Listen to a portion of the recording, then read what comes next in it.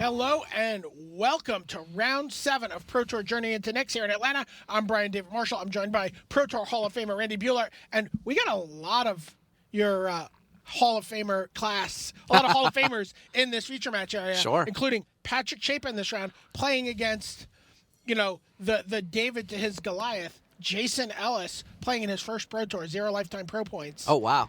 At 6-0. Jason's with Black Aggro. Yeah, this is the Mono-Black Aggro deck that everybody expected, that everybody knew would be here. Tormented Hero and Gnarled Scarhide at the 1 drops. Pain Seer, Spiteful Return at the 2. Marauder, Master of the Feast. That's the 5/5 flyer that lets them draw 2 cards. Whoa! You are not planning to give them enough time to actually cast the cards that they're drawing, so... Yeah, and then Herald of Torment is the real finisher. Thoughtseize, Bile Blight, Hero's Downfall, 22 Swamps, and shuffle it up. That's a nice list. And we're underway immediately with a Tormented Hero from Jason Ellis. Patrick Chapin playing Junk mid-range. He's going to get off to a slower start, I assume, here. Oh, for sure. Yeah, Ellis is going to get 2 more 1-drops next turn. Yeah. I assume that's better than Pain Seer, Spiteful Return? Scryland for Patrick. And now Tormented Hero is going to get in for 2. And we're going to see another Tormented Hero and a Gnarled Scarhide come down. Yeah, I assume. Yeah. I mean, Spiteful Return deals almost as much damage. But yeah, he goes for the 2 1-drops. How many cards? 3. Still have 3, huh? So we Chapin's hand is slightly more expensive. 2 3s, but 3 4s, and a 6. But look at Chapin's hand. If he gets enough turns, he's got Courser of Krufix as a stop sign, gain a life. Polar Chronos, just devastating. Wow. Is that the Master? That is Master. Holy cow. Master of the Feast. Master of the Feast. At the beginning of your upkeep, each opponent draws a card. Yay! I got 11 power. You haven't played a spell yet. Go. You want an extra card? You can have an extra card. I think that's going to get Banishing lit. I assume. What else is Pat going to do? He doesn't even have that many 3s. Like his hand, he's going to... Courser blocks, but it doesn't do much. Yeah. Yeah, Banishing Light on the Master. He's like, I don't have time to draw any cards. There's Spiteful Oh, Return. he bestows the Spiteful Return. So that's drain 2, 4, 1 for 6, 7, 9. +1 and 2 damage when it attacks. Oh, 2. It's +1. Yeah. So, Patrick should be at 2 here. I think so. Yeah. That was a 10-point swing in. This is different than what we've been watching. We've been watching Red-Green Elspeth and Bug Control and Red-Green Elspeth. Yeah, there's a lot more going in this format than just those decks. Yeah, Jason also like, this is a pretty diverse format. I'd like you guys to have some time to look at some of the other decks. All right, we'll be back to the feature match after these messages. Outfit your Magic collection with the newest Ultra Pro accessories from Journey into Nyx. You can see the full array of card sleeves, deck boxes, playmats, and portfolios of your favorite Magic artwork at ultrapro.com.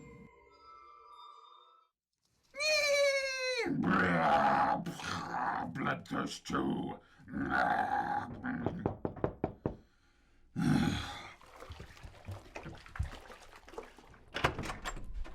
What? Here.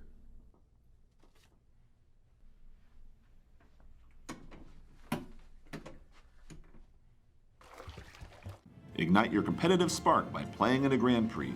These open tournaments feature the best players in your region as well as top Magic pros from around the world. Upcoming Grand Prix events include Atlanta, Manchester, Sao Paulo, Moscow, Chicago, Washington, D.C., and Milan. Visit wizards.com/Grand Prix for a complete schedule. All right, we're back. A little traumatized, but we're back. Sounds like we're going to try to take a look in on one of the other matches here. Perhaps the match between Yeah, this is Paulo and Vitra Damadorosa Namsung versus Wook, right? Namsung Wook, yeah. So I guess. Oops. Oh, no, this is Kibler and Oh, Darwin. awesome. I'm Kibler sorry. Darwin. One of the things coming to play after now with these guys. So we see Phalanx Leader, Hero of Iris, attack with them, and then this Yeah, Darwin is playing white heroic. Okay.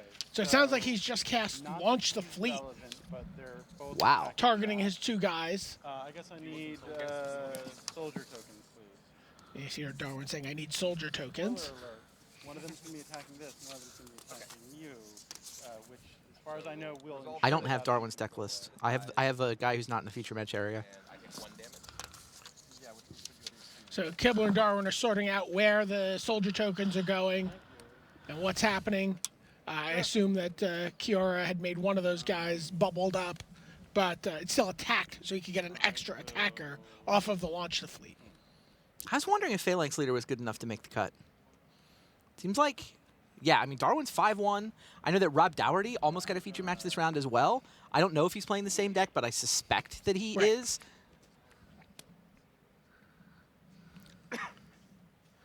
So it sounds like Joel Larson is up 1 game on Andrea Mangucci at the King of the Hill table. Mangucci's, But he's lost seen games that, before. We've seen that happen, yeah. Agreed. Mangucci, I'll believe it when I see it. I think he's going to be there all day. Okay, there's an Ordeal of Heliod on Because the of course. Phalanx Leader. What a ridiculous play. Okay, that gets dissolved. Boo. When did Kibler turn into the counterspell player? What's going on here? You still get a heroic trigger. Right. Yeah. I don't know, Judge. So he, I'm casting a cast spell Ordeal to targeting this, this. and he motioned me as if to pass Oh. priority, and I cast Resolve. And he's asking if he So I'm suggesting that the heroic effect should still happen even though this card is being cast. The trigger is still happening, yeah. We haven't moved past the point where It's fine. we feel like, yeah, if you want the trigger is separate. All right, so counter target. So this. Yeah, so he still gets the basically, trigger, this guy's gonna get a which counter, means everybody and then all grows. these guys get counters. Yeah, Darwin's list is kind of awesome. 22 planes. Lagana Band Trailblazers made the cut in this deck. Main deck? 1. Okay. That's the same as the Brimaz. Brimaz just doesn't do what the deck wants to do. So, yeah. Ordeal. I don't think we're done casting Ordeals of Heliod, by the way. Yeah, Hero of Erois makes some mana. I'm gonna try again. And I'm Eidolon of targeting Countless him, Battles triggering gets a cheaper. heroic. Ordeal gets cheaper. Gets a counter. Wow. Look at the size of this blowout. Here she gets counter. Here she gets counter. Every play for Those are 3s. That's 10. 3, 4, 9, 10, 11, 12, 13, 14. Is this like 15 power? So this is nothing, right? Okay. Yeah, the soldiers are 3 3s. The hero, that's a 4 on that die. So that's 3, 6, 12, Oh, so this gets a counter. That's how 16. then I I'm gaining count 10. 17? And oh, by the way, he just gained 10 life. Are you still alive? Crazy. Oh god, he's got God's Willing in hand. He's got another 4 points of power. Is he going to use God's Willing as a giant growth? And just hit him for 20 in one swing? That's awesome. I think he has to, right? His opponent's Oh, got you totally do. His opponent's got a black open. Yeah, a swamp. Swamp doesn't do anything in this format. Not by itself. I will attempt to give this guy. Darwin doesn't know the cards of the format well enough to be for sure.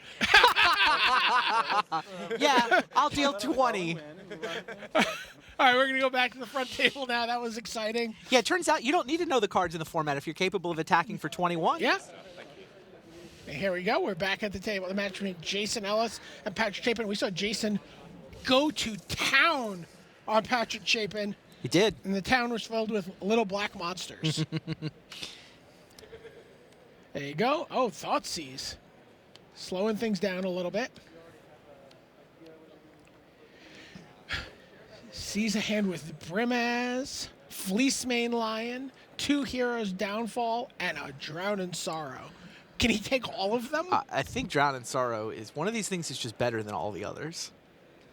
I gotta think Drown in Sorrow. It kills all the men's.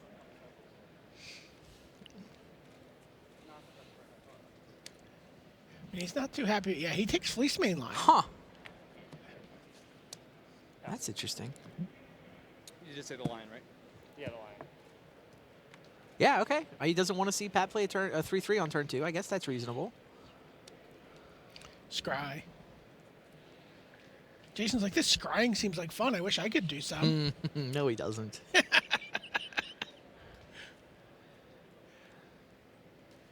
Somehow the good guys in this format have become the monocolor aggro decks. Everybody else is just play my land, comes in to play tap, spend some time. So there's a Tormented Hero. There's an old Scarhide.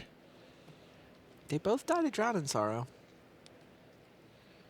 Is he's clearing a path President? for the Painseers and the Herald? I guess so. Yeah, Pat should just drown here, Drown in right? Sorrow? 2 for Yep. 1's good enough, and he gets the scry. Yep. Yeah, makes sense. 2 for 1, 2 and a third for 1, or Something like that.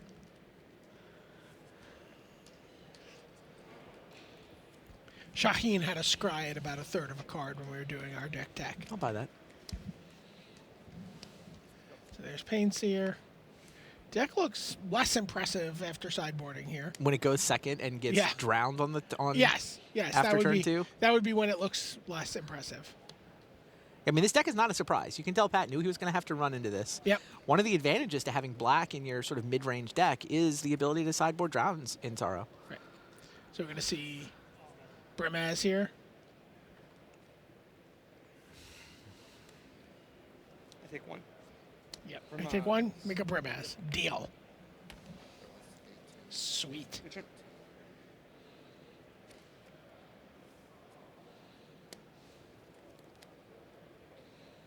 Zach. Painseer attacks.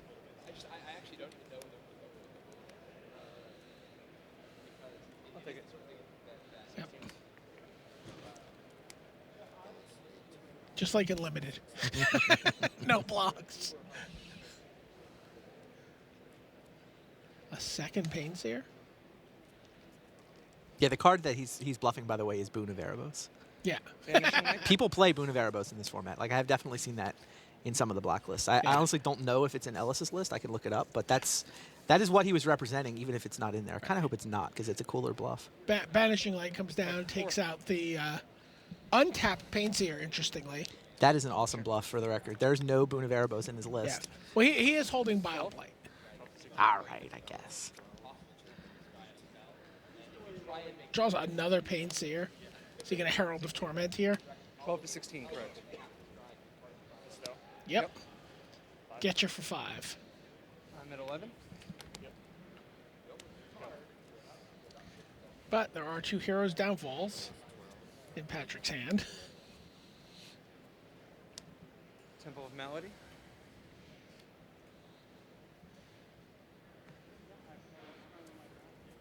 Both these players at 6-0. 7. You see Brimaz gets out of hand pretty quickly. Mm-hmm.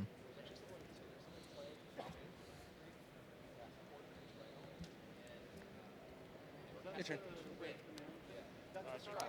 You take one from that. Hold on, just a second. So the Painseer trigger. What's that? Yeah, Painseer. Yeah, you're at I'm 6. just ordering them. Yep. With the Painseer trigger on the stack, Okay. I will Hero's Downfall the Painseer. Heroes Downfall Painseer. Resolve Yep. trigger. Yep. So now, Yeah, Pat let him untap. He wanted the trigger to happen, Yep. which is an interesting choice, because it means he gets a free card, but he also might take some damage. Oh, this also means the Herald doesn't. Oh, the Herald doesn't have summoning phases anyway. no, yeah, it falls Yeah, off. Pat was It's- just like, I'm willing to let you draw a card as long as you take damage equal to its CMC.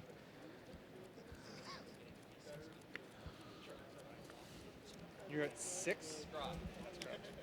That is correct. 6 plays 8, huh? It's kind of tight.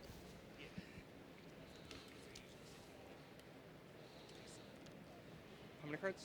2. And Patrick's hand is Silence the Believers, Brimaz, and Heroes Downfall. Those don't suck.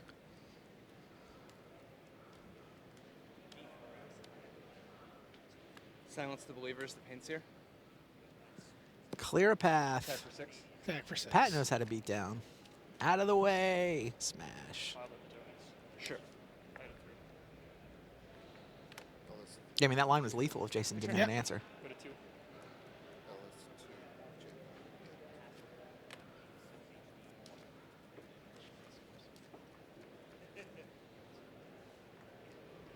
Andrea Mangucci's tied it up. Told you he was coming back. He's not moving. Jason Ellis at 2. Yeah, he called table.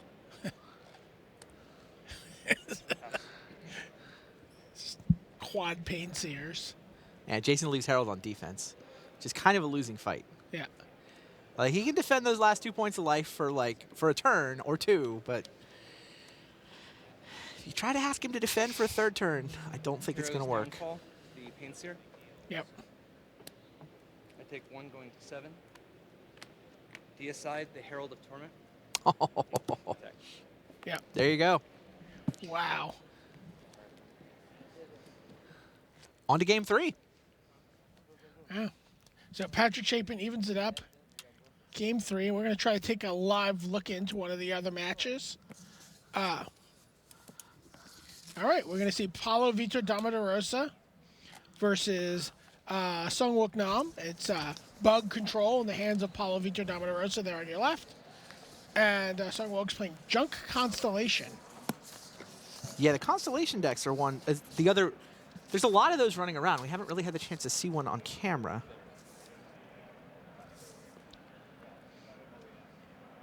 Yeah, this is Eidolon of Blossoms, takes advantage of Constellation. Oh, these normally have, I thought there would be Doomwake Giant. That's the other card that I've seen in a lot of the Constellation decks. Yeah, I've seen that, seen that today too. I don't actually see the Doomwake in Nam's list. But hey, still interesting to see all the different stuff that's going on in the format, that's for sure. Paulo, meanwhile, has the bug control deck that Channel Fireball has all chosen to run. And just going to work with a Prognostic Sphinx.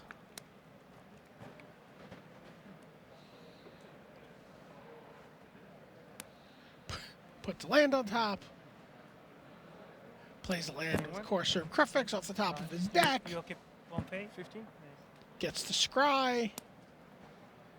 Sees another Courser of Crufix, pushes it. Sees another Kiora.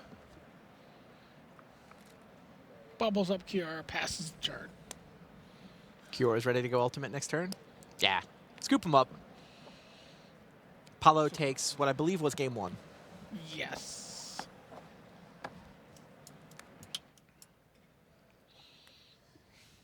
Go to Darwin, maybe?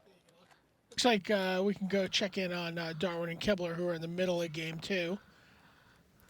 I see a Hero of Iris getting Heroes downfalled. Oh, Phalanx Leader's still doing work. it's got a hopeless. It's got a hopeful Eidolon This on is it. the best draft deck ever. Hopeful Eidolon on the Phalanx Leader? That's Yeah. the dream, right? Yep, that is. And I see he's holding God's Willing again. So he Oh, can you save totally his did. hero, Absolutely. And heroic. and it gets a counter. Scry for 1. So I don't know whether that gets the counter or I scry first. I assume Doesn't really matter. Kibler does- Darwin doing his best unfrozen caveman lawyer. Unfrozen Caveman Hall of Famer, Darwin Castle. I don't know if I get a counter or a scry. I'm Well, just- Kibler was busting his chops in the first game. yeah, yeah.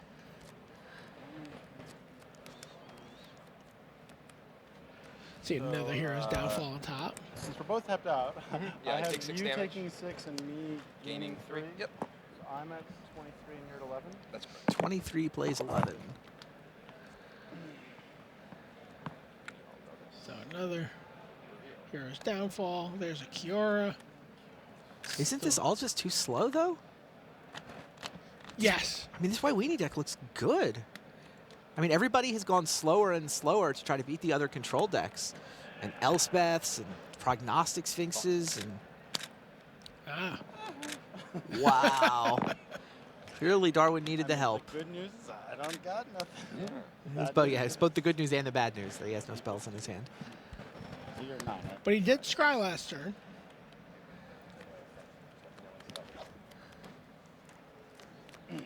That reminds me of the time when you accidentally dropped a counter spell and then I took 2 of them out of your hand with That did Cabal happen. Therapy. That did All happen. right, we'll certainly All right. keep One you of my favorite updated on moments. Yeah, this. we'll see how this plays out. But we're going to go back to our main feature match between Jason Ellis and Patrick Chapin as they get ready to play Game 3 Yep. to determine which of these two players will advance to 7-0. 7's a large number. It is a large number. Tormented Hero comes down, turn 1 for Jason Ellis. That's how game 1 started for him. It Randy. is. Going first, too. Scryland for Patrick. I think That's how game 1 started for him as well.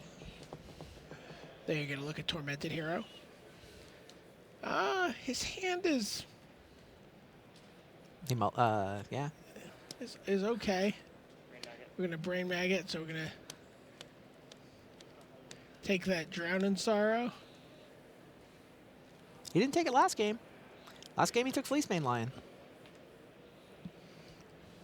There you go. Look, Fleece Mane Lion, Brimaz, Elspeth, Drown in Sorrow, Hero's Downfall. Yeah, I mean, Pat's curve is set up to go turn 2 Temple, turn 3 Swamp, Drown. Right. He can't play the Fleece Mane Lion next turn. True. So that makes Drown a more attractive target than it was in the previous game. Yes. Yeah. I'll buy that.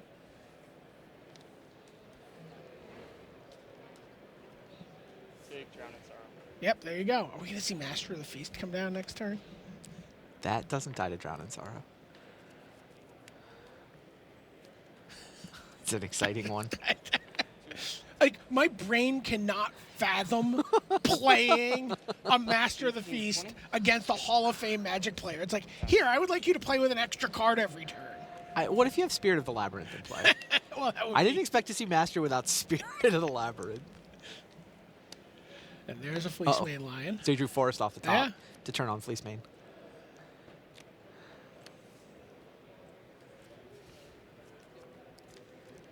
Two of them. Well, let's just play Master, and then Herald. He's going to play Herald first. Perhaps he's a little scared of the Master of the Feast.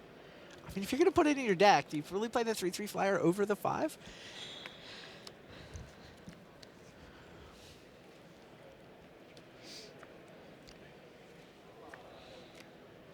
I mean, if there's a turn, you know. Oh, there we see Kibler extending the hand on the back table. It looks like Darwin has won that game and the match. Yeah. So, Hero's Downfall takes down the Herald. Master of the Feast Master. comes down. Herald of Torment. Sorry.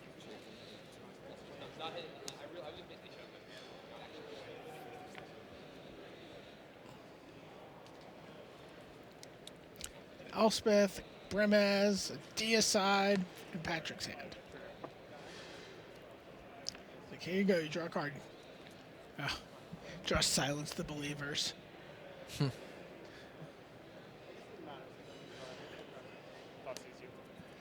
If you're putting an extra card in your opponent's hand every turn, Thoughtseize gets a little better.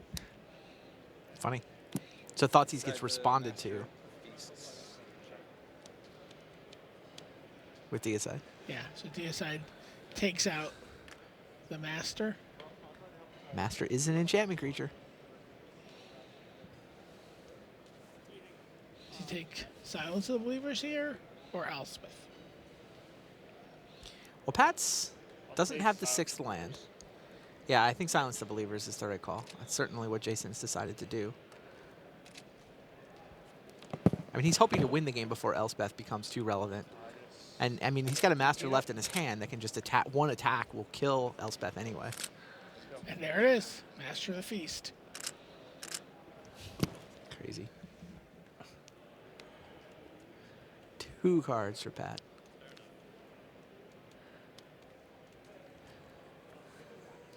He's got Brimaz, he's got Elspeth. He drew Hero's Oh, and a Downfall. Hero's Downfall. And then he's going to get to draw a card on Jason's upkeep. Oh. Was it Drown in Sorrow? Drown in Sorrow and get my Drown in Sorrow back. Bestow trigger. Oh my. Bestow, he gets the trigger from the Tormented Hero and gets it out of Drown in Sorrow range. More importantly, to the air! Attack you for 10. Just 10.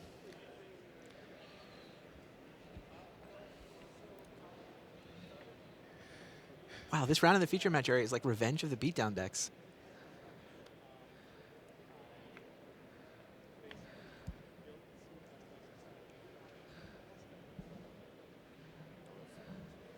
Okay, Patrick's going to use Yeah, I mean, I guess Hero's Downfall. Downfall. Yeah. Where do you go here? You take out Tormented Hero? That'll leave the Herald lying around. Like, you can take out the 5/5 Master. Hero's downfall, the Herald of Tormented Hero. Lots of 5. torment involved in that creature. So he hits for 5. This is that decision. That was Pat trying to decide what he really thinks of Master of the Feast. Right. Right. And he's decided he's a man who believes in card advantage. Yeah. It's like me drawing 2. You can have a 5/5 for another turn or 2. I would like to draw some extra cards off this thing. Because he really only, I mean, he staves off 5 damage that turn, but still leaves the Herald behind. So he sort of only killed 2 power. He can Elspeth away the Master here if he wants. I take Oh, that's one. true. Elspeth. It'll get attacked by Herald in that world. But that's also okay. Minus. Yep. Yep.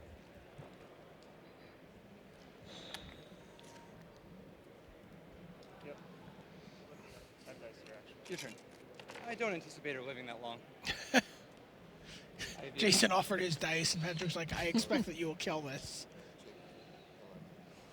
Jason's just playing off the top, right? He's out of cards.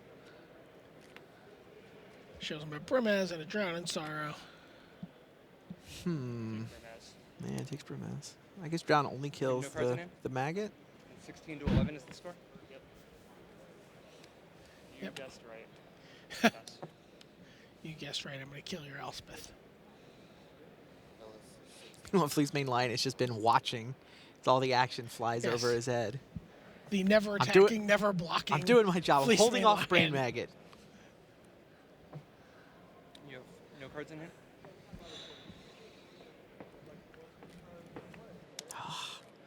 An attack. Take 3. 13. If only there was a Hopeful Eidolon in Patrick's deck. Drown in Sorrow. Drown in Sorrow, get back Drown in Sorrow. And then cast Drown in Sorrow. Is that good? I mean, he No. can kill both the lion and the herald. I don't think that's a good trade, but maybe something. No, he's not gonna take it. I mean, he actually wins this race, right? Because it's 4-3, and Pat can go monstrous and make it 5-3. Attack you. Deicide. Ah, Deicide. That's what that card was. Down goes Herald, Yep. Tormented Hero for Jason Ellis. and Patrick's definitely winning the race now. Just monstrous here in attack, right? I think so. Yep. That's what's happening. Monstrous. And this Chapin deck is kind of cool. I haven't really seen anybody playing. I mean, it's Fleece main line. junk mid-range, right? Yeah. He's the only guy I've seen with Fleece main line. But I mean, you know what it looks like? It looks like it's Theros deck. Uh-oh. Spiteful Returned on Tormented No, Hero? that's Gnarled Scarhide. Oh, Gnarled Scarhide. Okay. So it's only attacking for 4 and drain you for 1 this turn. Sure. Yeah, this game is... That was a good top deck. Yeah, I mean, Spiteful Returned, any, Herald of Torment. Yeah, and one more card off the top wins the game, right? Yep. Pat is out of things that interact with that. I mean, he can play... 4. drops Jason's Jason at to 5. 5, and then he plays Courser? Drown in Sorrow. Oh, he plays Drown. Okay. Okay. Keep on top. Courser of Prefix. I take 1. Wow, it's a good turn for 5. Pat. You're never going to believe what's on top. Huh. Gain 1. Scry.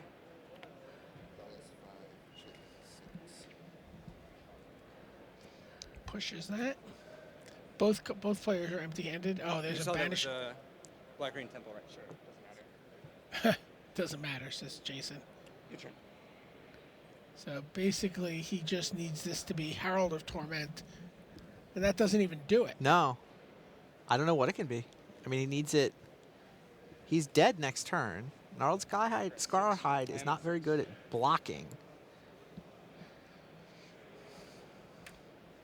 Did we see what it was? Oh, it is Herald, I think. No cards, right? No cards. Yeah, Herald's not enough, though. Wow, he's one If he had short. a Tormented Hero, it would be enough.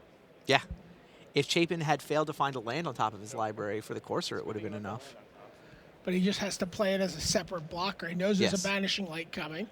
And you are at 5 with only 1 blocker, and I have a Vanishing Light, right? Right. Yes. Yes. I don't like the way you phrased that question. Pat Chapin. 7-0. He's having a good weekend. Yeah. This is how he looked at PT Theros. On top of his game, good Yeah. deck. People don't entirely understand it, but he's just got quality drops up and down the curve. Better cards than you. Okay, so we are looking in on Paulo Vitor Damaderosa on your left versus Sungwoo Nam on your right. Nam is playing Junk Constellation while Paulo is playing the Channel Fireball Prime Bug Control deck. So similar to the deck we saw Luis Scott Vargas playing last round. Yeah, it looks like he's got the Ashiok running. There's Nam Sung Wook. He's been having a good year. Paulo, he's been having a good decade, Yeah. a good life. Yeah. It's in his second decade at this point. Continues to put up good results. Yeah. Not in his third decade of life yet. Not even close. Yeah.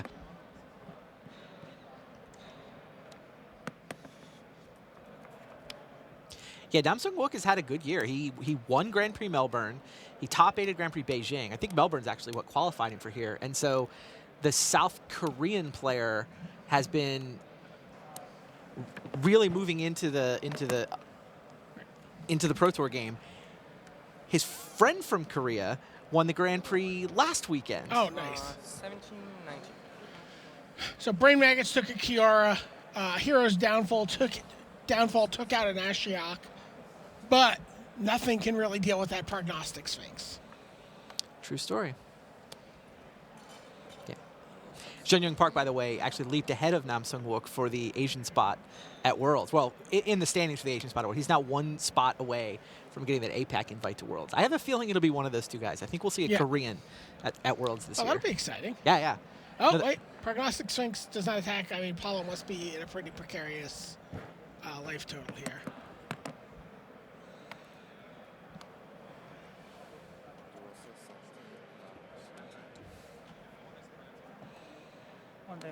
There you see an Elspeth.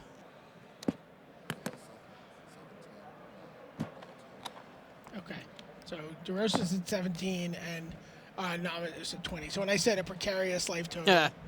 it was actually the opposite of that.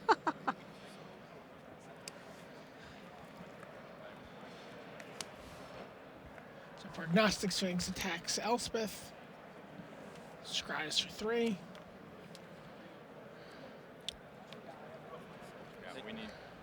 Okay. No. Pushes 2, keeps 1 on top.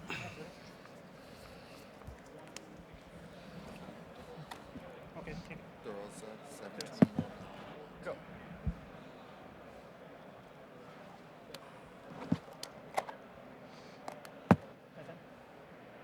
My hand. There you look at Sungwook's hand.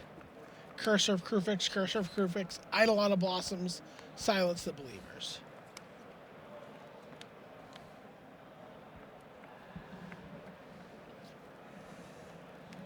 Yeah, one way to think about this format is if you want to play a mid-range deck or a control deck, that is, if you're not trying to win the game in the first 5 turns, you basically, the mana is good enough, pick 3 colors, and then play your favorite card. Right, I mean, these guys have both picked black and green, as have a lot of the mid-range decks. But Nam Sung Wook has said, I'd want white, I want Banishing Light, I want Elspeth. Paulo has said, his Prognostic Sphinx looks really well positioned for this weekend.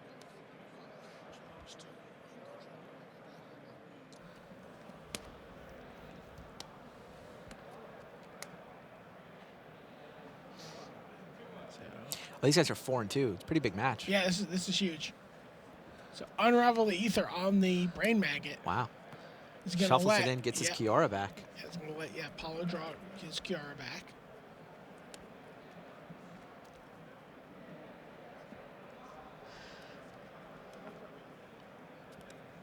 Also shuffles away the known top card of the library.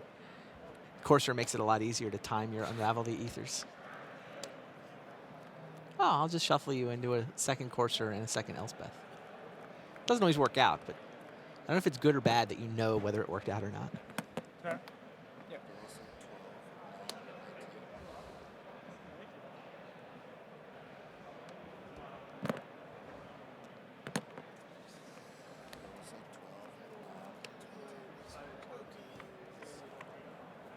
Oops. I swear I was talking. Play some land, make some tokens. I had a lot of blossoms. I mean, he went from kind of like 0 to 60 here pretty quickly. Constellation does that. I mean, Elspeth dies to Prognostic Sphinx, but yeah. Okay. The rest of what's going on seems fine.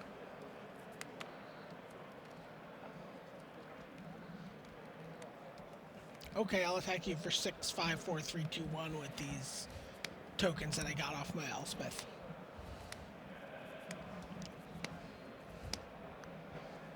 Paul's thinking about his scry.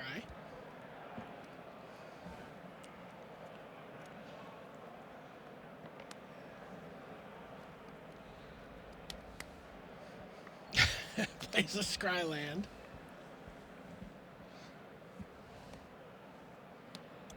And then Kiora's. Yeah, there's the Kiora he rescued from the Brain Maggot last turn.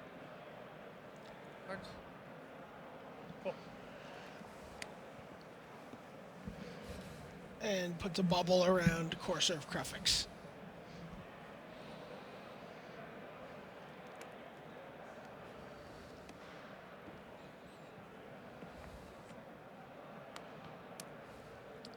So there you see a land.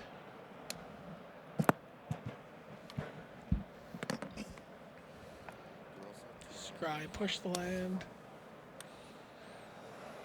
Declines to play the Courser before playing the land. I think he just plans to replay Elspeth. Not a lot of blockers on Paolo's side of the board. He's doing his best to have the lands above spells look. Always makes it feel like you've got more shields up. But yeah, 3 to kill Kiora. Oh, he's got an instant. I don't know if maybe I would have sent a 4th on Kiora. Oh, it's Bile Blade. Oh, jeez. Yeah, it doesn't matter. No hand? Silence the Believers, targeting your Prognostic Sphinx and my token. Wow. And Paolo extends the hand. That was the last card in his hand. So Wow. we actually saw Prognostic Sphinx die. Although, I mean, Paolo extended his hand. Does it count? No, it was. I think it counts. It's got to count. Nearly dead. But it was he only conceded because it was dead. I think it counts. Okay. We saw one killed by Silence the Believers. Hey, welcome back to the booth. Brian David Marshall here with Randy Bueller. That's pretty exciting. We saw some Black Aggro. We saw some Junk Constellation. Did I miss the result from the King of the Hill table? I didn't get. I'm sorry, Mengucci won. So Mengucci won. He is 7-0 at this is unbelievable. He is setting the unbreakable record for feature matches at a PT. He's going to have 8 feature matches on the same day of the same Pro Tour. That's crazy. That's awesome. And you know what I love about this? Honestly, because Andrea Mengucci was not on our radar. Obviously. Coming into this tournament. And we have a player who's in the process of, who's on a 7-0 run. Right. Who, let's be frank. He'd be on our radar now. We would just be like, who is this guy? What's Right. he doing? Who's he playing? Right. But Must not have played anybody. Started off with the defending Pro Tour champion. Yeah. I mean, right. It's played against someone who's top 8 at the last Block Pro Tour. Mm-hmm. So I love this. Wow, King of the Hill. He could go on an 8 wire to wire. It's exactly what you said earlier today. Yep. That's crazy. There's another red-green Elspeth mirror this time. This was another red-green Elspeth mirror. Yeah, he was playing against Joel Larson, who Zach Hill just did a deck tech with about the red-green Elspeth deck. So Joel Larson falls to 6-1. Andrea Mengucci 7-0. Also 7-0, Patrick Chapin. Possible we could see those guys playing in the feature match area. King of the Hill. Yeah, there can't be that many undefeateds left, where there are probably maybe 8 going into this round. Usually have about 4 undefeateds overnight. We got to make sure we get a copy of the standings with the next batch of paperwork. Yeah, I mean, at this point in the tournament, I think there's 350-ish people here. It's slightly smaller than Pro Tour Born of the Gods was in Valencia. which is also kind of interesting in that it could get interesting tomorrow if the X and 4ers can actually make top 8 rather than just drawing into top 25. It's gonna be crazy. I know Rich has been working through some of those permutations. So let's throw it back to the news desk and let him worry about that while we get ready for Sounds the good to me. last round of day 1.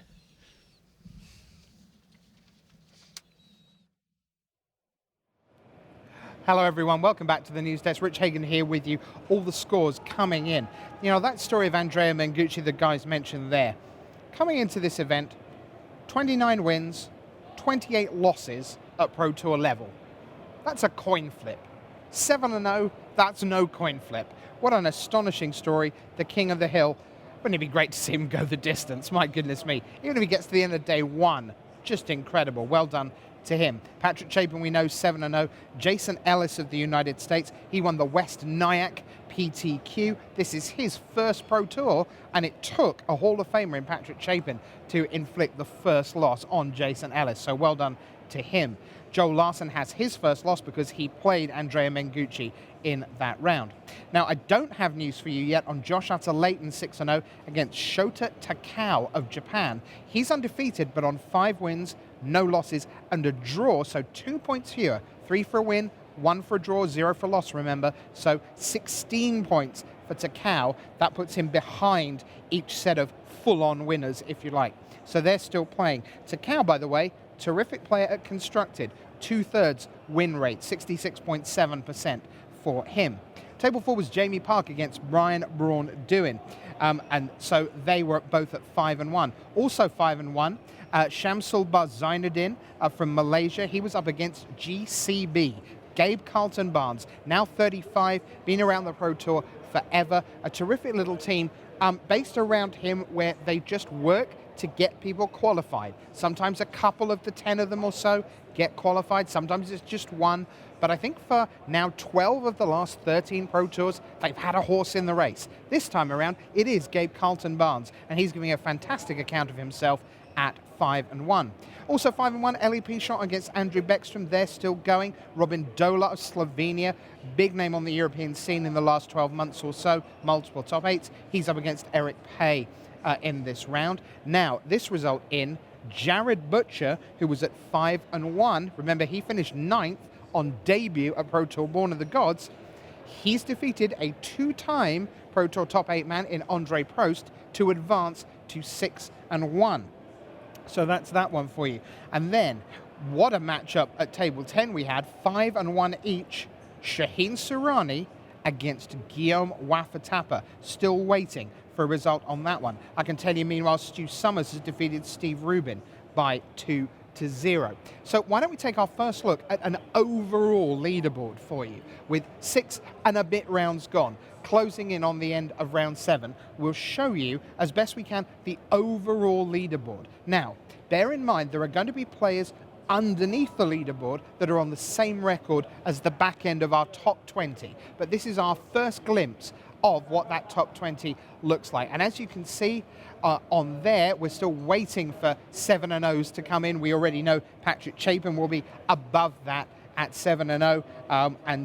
So you've got Todd Anderson there at 6-1. He defeated Martin Muller, the young Dane, who has gone down to 5-2. Stu Summers 6-1 we mentioned. Philip Yam is a winner this round to go to 6-1. And Reed Duke pursuing his first top 8, 6-1. Haven't really said much about Ricardo Sanchez Garrido yet, and also Marcelino Freeman, the Spanish and Mexican players there. You see they're both at 6-1. A familiar name will be Dan Jordan amongst the 5-2s. Also Ben Friedman, Channel Fireball's Eric Froelich. Yep, we had Rob Doherty losing at 2-0. You see the scoreboard getting updated all the time as results keep coming in. Reed Duke, in fact, beat Rob Doherty by 2-0, I can tell you. So, that's the state of play as we head towards the back end of round 7. 1 to come today, 8 more tomorrow. But over at the video wall, we have a tremendously successful European player, a man who is coming off a Grand Prix top 8 just last weekend in Warsaw, a Grand Prix champion from Lisbon a couple of years back. His English is now excellent, and I congratulate him on the way over here. This is Ivan Flock of the Slovak Republic. You're going to hear his English, and you're going to hear all about his red-white heroic deck with Zach Hill now.